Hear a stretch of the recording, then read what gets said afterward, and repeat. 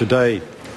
Honourable members, I have received letters from the Leader of the Opposition and Dr Russel Norman seeking to debate under Standing Order 380 the announcement that the Minister for Rugby World Cup is to invoke powers under the Rugby World Cup 2011 Empowering Act 2010 to take control of the Auckland waterfront for Cup celebrations.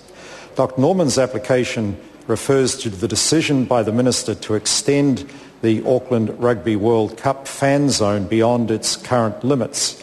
No such decision has been made.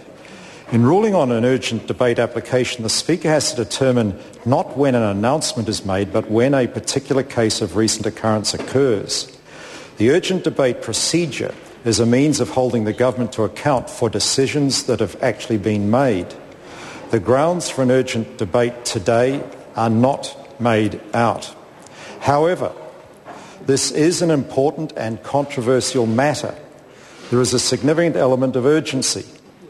Where there is no other parliamentary means of debating an urgent matter in the reasonably foreseeable future, this is a relevant consideration for the Speaker in considering whether a matter requires the urgent attention of the House. It may well give grounds for the matter to take precedence over other business. That stage has not been reached today, but I am prepared to reassess tomorrow. The applications are declined. Would some member care to move that the House take note of miscellaneous business? Mr. Speaker, I so move. Dr. Kennedy Graham. Thank you, Mr. Speaker. Mr. Speaker, in May, I addressed the crisis we're facing in Christchurch following the February earthquake. I said then that knowing the challenges ahead of us in what is the new normal, we need to engender a sense of hope in the community. Since then, I've convened a series of public forums in Christchurch, marrying local expertise and civic engagement to develop a vision of a future 21st century eco-city. In August, I released my report, The Future of Christchurch, with copies to Minister Brownlee and the Parliamentary Forum, ECAN, the City Council and SERA. I thank the Government for its commendation of the report when I tabled it in Parliament recently. My report contains 26 recommendations identifying 4 overarching goals. They are resilience, sustainability, harmony and beauty. This parallels the Council's own plan, which conveys a green message from the people of Christchurch about the kind of city they want. But my report goes further and wider, because a necessary condition of a sustainable, harmonious and beautiful city is its resilience. And resilience requires us to think ahead. So one of my recommendations is to extend the planning period for the recovery strategy and the city plan from 9 months to 18 months and stipulate a time horizon of 100 years with identified milestones of 5, 20 and 50 years within that period. It is only within the context of such a long-term horizon that the issue of a city's resilience comes into focus. That addresses 2 main considerations: the seismic nature of the land and sea level rise. With regard to the seismicity of the land, we all know that the aftershocks are expected to continue into the indefinite future, with an 82% chance of a significant shock over 5 magnitude in the next year. That is a major complication for any rebuild, short-term or long-term. We remain uncertain over the true nature of the land under the city. A geotech report commissioned by the Royal Commission and released last week regards the land under Christchurch as problematic. The inner city is built largely on liquefaction-prone soil, making it complex and challenging to construct earthquake-resistant buildings. The ground is only 1 to 1.5 metres above the water table and is riddled with aquifers and streams. The foundation conditions of the city, say the report, are complex and challenging for geotech engineers regarding their performance in strong earthquakes.